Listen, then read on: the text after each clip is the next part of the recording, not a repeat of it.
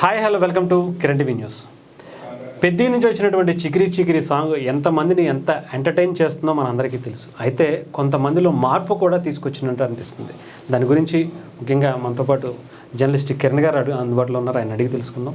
అన్న నమస్తే. హాయ్ హరీష్. రామ్ గోపాల్ వర్మ ఒక విభిన్నమైనటువంటి సినిమాలు తీసి తనకంటూ ఒక ప్రత్యేకతను చాటుకున్నాడు. విభిన్నమైనటువంటి వ్యక్తిత్వం కూడా. పెద్దికి సంబంధించిన చికిరి సాంగ్ ఎంతమందిలో ఒక కొత్త తరహం ఉత్సాహాన్ని కలిగించింది. రామ్ గోపాల్ వర్మ కూడా దీని మీద ఒక ట్వీట్ చేశారు. ఎలా చూస్తారు? ఆయనలో వచ్చినటువంటి మార్పు ఎలాగ అనిపిస్తుంది? మార్పు వచ్చిందని అనుకుంటున్నావా? అనిపించింది. ఒక్కరోజుగా పరిమితమేమో తెలియదు. అంటే రామ్ గోపాల్ వర్మ అనే వ్యక్తి చాలా టిపికల్ గై. నిన్నగాక మొన్న ప్రెస్ మీట్లో మాట్లాడుతూ ఎమోషనల్ అయ్యాడు. చిచి ఇదే నేను ఎమోషనల్ అవ్వడం ఏంటి? అది నా సహజ సిద్ధ శైలికి విరుద్ధం కదా. నేను ఎమోషనల్ అవ్వడం, నేను మంచిగా మాట్లాడడం, నేను మంచిగా వాడిని అనిపించుకోవడం ఏంటిది? ఇది మనకు సంబంధించిన సబ్జెక్ట్ కాదు కదా. అసలు మంచివాడిని అనిపించుకోకూడదు నేను అని ఒక ప్రయత్నం చేసే ఒక విశిష్టమైన పర్సన్, ఒక విచిత్రమైన జాతికి సంబంధించిన లక్షణాలు ఉంటాయి. సో రామ్ గోపాల్ వర్మ మొన్న నేను ఆల్రెడీ వీడియో చేశాను, మీ అందరూ చూశారు. రామ్ గోపాల్ వర్మ చిరంజీవి గారికి క్షమాపణ చెప్పడం ఏంటి, కొత్తగా ఉంది, వింతగా ఉంది అనేసి మాట్లాడుకున్నాం. మళ్ళీ వరుసగా అంటే ఇది నేను ఈ చేసిన ట్వీట్, చిరంజీవి గారి గురించి చేసిన ట్వీట్ ఏదో మందులో ఉండి ఏదో ఒక ట్రాన్స్లో చేసిన ట్వీట్ కాదు. నేను మారిపోయాను సార్ అని చెప్పుకోవడానికి ప్రయత్నం చేస్తున్నట్టే కనబడుతుంది. A true purpose of every craft in cinema, be it direction, music, cinematography, etc., should be only to elevate the hero. ఏ పని చేసినా హీరోని ఎలివేట్ చేయటమే ప్రథమ లక్ష్యం అని చెబుతూ, after a long time I saw Ram Charan in his most raw, real and explosive from in the Peddi song Chikiri Chikiri form, explosive form in the Peddi song Chikiri చికిరి.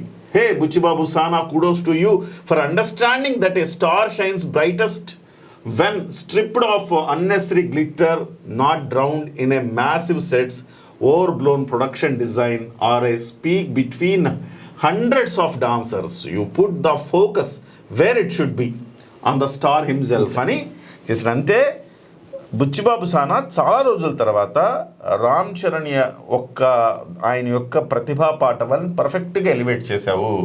ఎంతసేపటికి వందల మంది డాన్సర్లు ఉండడము, విపరీతంగా సెట్లు ఉండడము, అంటే వాస్తవానికి కూడా అదే చూడు. అంటే మనోడు చిన్న సినిమాలు తీయడం, మనోడు ఎంత డాష్ అయినా కానీ టెక్నికల్గా చాలా స్ట్రాంగ్, వెరీ వెరీ టాలెంటెడ్. వాస్తవానికి అతనుకున్న టాలెంట్ అంతటిని కూడా గత 2-3 దశాబ్దాలుగా వేస్ట్ చేశాడు. ఎస్పెషల్లీ 2 డికేడ్స్గా అతనుకున్న సామర్థ్యాన్ని వృధా చేసుకున్నాడు. అద్భుతమైన ప్రతిభా పాఠవాలు కలిగిన వ్యక్తి. ఇవాల్టికి రామ్ గోపాల్ వర్మ ఎంత డాష్ అయినా కానీ రామ్ గోపాల్ వర్మ అనే వ్యక్తికి ఫ్యాన్స్ ఉన్నారు ఇవాల్టికి. అంటే అతనిలో ఉన్న ఒక టెక్నీషియన్ ఉన్నారు. అతని వ్యక్తిత్వానికి ఎవరు లేరు, అతనుకున్న టెక్నీషియన్స్ ఉన్నారు. సందీప్ రెడ్డి వంగ లాంటి వాళ్ళు ఇతన్ని చూసి ఇన్స్పైర్ అయినామని చెప్పారు. అఫ్ కోర్స్ చిరంజీవిని ఆరాధిస్తాడు ఆయన, బట్ యాజ్ ఏ డైరెక్టర్ ఆయన అవ్వటానికి ఒక రకంగా రామ్ గోపాల్ వర్మ కూడా ఒక ఇన్స్పిరేషన్ అని చెప్తాడు. సో అతనిలో ఒక అద్భుతమైన టెక్నీషియన్ ఉన్నాడు. తొలి రోజుల్లో దాన్ని వెతికి తీశారు. ఆ తర్వాత అతను ట్రాక్ తప్పి ఎంతసేపటికి ఫోకస్ అంతా కూడా ఇటువైపు, ఫోకస్ వైపు, అంటే మనకు పబ్లిసిటీ వైపు, కాంట్రవర్సీ వైపు ఎక్కువగా వెళ్ళాడు. నార్మల్ మనిషిని కాదు, జీవిని నేను అని చెప్పుకునే ఒక ప్రయత్నం చేశారు. ఇవాళ అతనిలో వచ్చిన మార్పు దేనికి సంకేతం? అసలు మార్పు వచ్చిందా లేదా అంటే, ఫస్ట్ ఆఫ్ ఆల్ నేను మార్పు వచ్చిందని నమ్మను. బికాజ్ ఆఫ్ మీరు గోవింద సినిమా సందర్భంలో అనుకుంటా ఎక్కువ కట్స్ అయిపోతే ఇక నేను తెలుగులో సినిమాలు తీయనని చెప్పి వెళ్ళిపోయాడు బాలీవుడ్కి. ఇక నా జీవితంలో నేను ఎప్పుడు సినిమాలు తీయనన్నాడు చాలాసార్లు. మళ్ళీ సినిమాలు తీయడానికి వచ్చినప్పుడు ఏంటంటే మళ్ళీ వచ్చారంటే, ఆ రోజు అలా అనాలనిపించింది అన్నాను, ఈ రోజు ఇలా రావాలనిపించింది వచ్చాను తప్ప అన్నాడు. ఇకేం మాట్లాడదాం అతని గురించి. సో ఇవాళ కూడా ఆ రోజు ఆ సెకండ్లో నాకు చిరంజీవి గారికి సారీ చెప్పాలనిపించింది. సో ఆ సెకండ్లో నాకు రామ్ చరణ్ గారిని ఆయన ప్రతిభా పాఠవాలు నేను పొగడాలనిపించింది. కాబట్టి నేను ఈ రకంగా చెప్తున్నాను అని చెప్పేసి చెప్పగలిగిన నేర్పరి, అలాంటి దొంగ బుద్ధులు బాగా ఉన్నాయి అతనికి. సో అట్లా రామ్ గోపాల్ వర్మ అనే వ్యక్తి ఇవాళ ఈ ట్వీట్ ద్వారా ఒక మాట అయితే వాస్తవంగా చెప్పాడు. ఎందుకంటే మీరు గేమ్ చేంజర్ సినిమా చూడండి, గేమ్ చేంజర్ సినిమాలో అసలుకి రామ్ చరణ్ ఎక్కడ కనపడ్డాడు? విపరీతమైన సెట్లు, కలర్ కాంబినేషన్, పులిమేసి డాన్సర్లు 100 మందిని పెట్టి, కరెక్ట్ గా చెప్పాలంటే ఇది శంకర్కి ఇచ్చిన కౌంటర్ అనుకుంటా నేను. శంకర్కి ఇచ్చిన కౌంటర్ ఇది. పెద్దిబాబు సానా నువ్వు పర్ఫెక్ట్ చేసావురా బాబు, హీరోని ఎలా ఎలివేట్ చేయాలి అలా ఎలివేట్ చేసావు, పర్ఫెక్ట్. ఏం సెట్లు లేవు, ఏం లేవు, సహజ సౌందర్యమైన ఒక ప్రకృతి సౌందర్యం ఒడిలో అద్భుతంగా రామ్ చరణ్ యొక్క డాన్స్ ని, ఆ స్టైల్ ని, ఆ పర్ఫార్మెన్స్ ని, ఆ రగ్గడ్నెస్ ని నువ్వు వెలికి తీసావు చూడు. అది ద వే డైరెక్టర్ అనేవాడు ఎట్లా చేయాలి అట్లా చేసావు. ఇది కదా చేయాలి డైరెక్టర్లు, సముద్రంలో ముంచేసినట్టుగా అట్లా ముంచేయడం కాదు కదా. కరెక్ట్ గా శంకర్ కి కౌంటర్ ఇచ్చాడు రామ్ గోపాల్ వర్మ అని చెప్పాలి. సో నిజంగా కూడా ఆయన చెప్పిన టెక్నికాలిటీస్ ఆయనకు తెలుసు కాబట్టి, ఎలా ప్రేక్షకుల్ని రంజింప చేయాలో తెలుసు కాబట్టి సో ఆయన చెప్పాడు. టెక్నికల్లీ హీఈస్ వెరీ సౌండ్, ఇప్పటికి కూడా మనం అతన్ని మెచ్చుకోవాల్సిందే. కానీ వ్యక్తిత్వ పరంగా అతను జీరో కంటే వ్యక్తిత్వం అనేది లేదని పరంగా అతను అతపాతాళానికి పడిపోయాడు. ఇవాళ అతను ఏం చేశాడంటే, బహుశా రీజన్స్ ఏమైనా కావచ్చు. ఒకటి, శివ లాంటి సినిమా మళ్ళీ రిలీజ్ అవుతున్న తరుణంలో ఆ రోజు శివ లాంటి సినిమా అప్పుడు అతనికి వచ్చిన అప్లాస్ అంతా ఇంత కాదు.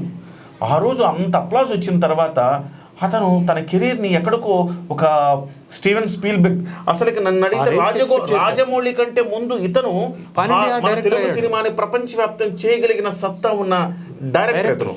కానీ ఇతను స్తబ్దతకి వెళ్ళిపోయి ఒక రకంగా ట్రాక్ తప్పిన తర్వాత మళ్ళీ రాజమౌళి వచ్చేదాకా తెలుగు సినిమా వెయిట్ చేయాల్సి వచ్చింది. సో అంత టాలెంట్ని అతను దుర్వినియోగం చేసుకున్నాడు. అదే బాధ అతనిలో కనపడుతున్నట్టుగా కనపడుతుంది నాకు. ఏదో తప్పు చేశా మళ్ళీ అతనిలోంచి మళ్ళీ చంద్రముఖి లేస్తుంది, నేను అట్లా కదా, నేను చెడ్డోడిని, నేను మంచోడిని కాదు అని చెప్పుకునే ప్రయత్నం చేస్తాడు. కానీ సో ఓవరాల్గా అతనిలో అధికారంలో కూటమి ప్రభుత్వం ఉండడం కావచ్చు, అతని కేసులను ఎదుర్కొంటుండడం కావచ్చు, అతను ఎంత ద్వేషించినా తిరిగి ప్రేమను పంచాడు చూసావా చిరంజీవి గారు. ఆ క్షణంలో అతని గురించి అతనికి అసహ్యం ద్వేషం కలిగింది. యదవనేంద్ర బాబు, నేను ఇంత మంచి మనిషి నేను ఇన్ని రోజుల పాటు ద్వేషించాను, ఇంత కంటే ప్రపంచంలో నాకంటే నీచుడు యదవ ఉండర్రా అని అతనికి అనిపించుండొచ్చు. ఆ పరిణామాల నేపథ్యంలో ఆయన తర్వాత వెంటనే రామ్ చరణ్ గారి మీద ట్వీట్ వచ్చింది. రామ్ చరణ్ గారు రంగస్థలంలో చేయలేదా? రంగస్థలం ఇప్పుడు ఏమన్నా ఒక ప్రశంసన ఇచ్చాడా? ఇవ్వలేదుగా. ఎంతసేపటికి వీళ్లకు అల్లు అర్జున్కి ఏదో కోల్డ్ వార్ ఉందని చెప్పేసి అల్లు అర్జున్ పొగడ్డం ద్వారా వీళ్ళనేదో క్రిటిసైజ్ చేస్తున్నామన్న భావంలో ఒక సునకానందం పొందిన వ్యక్తే కదా ఇతను.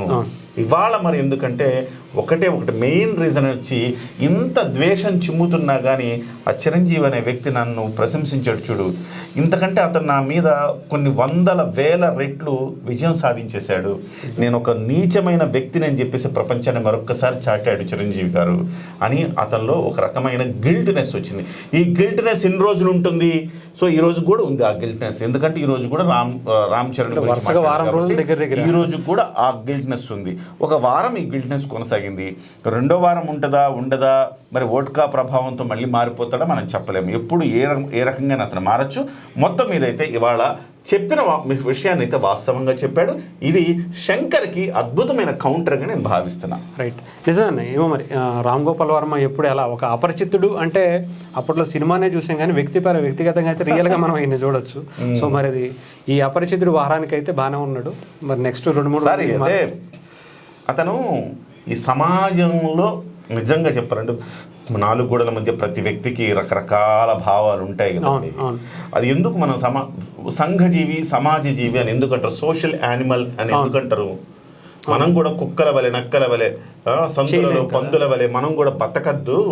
సో కొంత విజ్ఞత ఉండాలి అని మీకు కావలసిన ఏదో 4 గోడల మధ్య పొందండి, కానీ మీరు బయటకు వచ్చి వాటిని అలా ఎక్స్పోజ్ చేసి ఫిల్టర్ లేకుండా మాట్లాడే సమాజంలో ఒక రకమైన అండ్రెస్ట్ను కానీ ఒక ద్వేషపూరితమైన వాతావరణం సృష్టించకూడదు. కొంతమంది అంటే రామ్ గోపాల్ వర్మకి అసలు ఫిల్టర్లే లేవండి, బాగా మాట్లాడేస్తాడండి, కరెక్ట్గా చెప్తాడండి, ఉన్నది ఉన్నట్టు చెప్తాడండి. ఏంటి బొక్క చెప్పేది నాకు అర్థం కాదు. బాలకృష్ణ గారండి అస్సలు అండి చిన్నపిల్లాడి మనస్తత్వం అండి, ఉన్నది ఉన్నట్టు చేస్తాడు, కోపం కొట్టేస్తాడండి. అంటే అరే యు ఆర్ సోషల్ ఎనిమల్ యార్. నువ్వు సంఘజీవివి. నువ్వు కొన్ని డూస్ అండ్ డు నాట్స్ ఉంటాయి కదా, అవును. నువ్వు చేయవలసినవి చేయకూడని ఉంటాయి కదా. సో అలాంటప్పుడే నువ్వు సంఘజీవి అంటే ఏంటి మరి? ఆయన శ్రీశ్రీ గారు చెప్పినట్టుగా సందులలో పందుల వలె మనం చేయలేం కదా. సో అలా చేసిన వాడు మీరు సంఘజీవి ఎట్లయితారు? సో సంఘజీవి కాదు అలా చేస్తే. దానికి మళ్ళీ వేరే కలర్ అద్దద్దు. అతను చిన్నపిల్లడు మనస్తత్వమనో, లేకపోతే అతను చాలా ఉన్నట్టు చెప్తాడండి అను ఉదాత్తమైన ఆలోచనలు ఆ పోతలు పుయ్యద్దు. నిజమేనా? అంటే నిన్న ఒక జర్నలిస్టు రామ్ గోపాల్ వర్మ గారిని నాగార్జున గారి పక్కన ఉన్నప్పుడు అడిగితే, మీలాంటి గొప్ప డైరెక్టర్ని ఒకప్పుడు చాలా గొప్పగా మాట్లాడే, మీ దగ్గర మాట్లాడాలంటే ఒక గౌరవంగా ఉండేది, తర్వాత మీ దగ్గర గురించి మాట్లాడాలంటే అమ్మాయిల గురించో, ముద్దుల గురించో, ఓడకా గురించో మాట్లాడుకునే పరిస్థితిగా దిగజారిపోయారు అని మాట్లాడితే తెలుసుకున్నాను, సైడ్ ట్రాక్ పట్టాను నాకు అనిపించింది అని అన్నాడు. బట్ నిజంగా నేనేమంటానంటే అతను ఈ రోజు కూడా ఆణిముత్యమే టెక్నికల్గా. ఇవాల్టికైనా అతను తెలుసుకుంటే చాలా మంచిది. అతను కొన్ని వందల మందిని సానపెట్టగలిగిన నేర్పరి అతను. ఎంతసేపటికి ఇవాళ అతన్ని ఇంటర్వ్యూ చేయాలంటే, ఇప్పుడు నేను ఇంటర్వ్యూ చేయాలన్నా అతను ఇంటర్వ్యూ చేయలేను. ఏమంటే అతను ఇంటర్వ్యూ చేయాలంటే మనం చేయకూడదు బాసు. ఎవరో ఒక అమ్మాయిని పంపించి, ఈరోజు చేసుకున్నారా మీరు, నిన్న చేసుకున్నారా, పొద్దున్న ఎంతమంది అమ్మాయిలతో కావాలి, మీ టైం ఎంత, ఇలాంటి వల్గరు దరిద్రమైన ప్రశ్నలు అడగాలి కదా.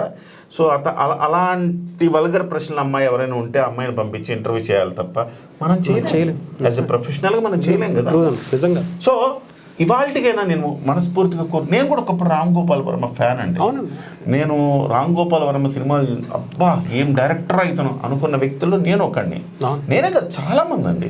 అలాంటి వ్యక్తి పాడైపోయాడు అని బాధతో తిడతాను తప్ప అంతకు మించి ఏం లేదు. రామ్ గోపాల్ వర్మ మార్పు ఇది శాశ్వతం కావాలని మనం కోరుకుందాం. Thank you so much.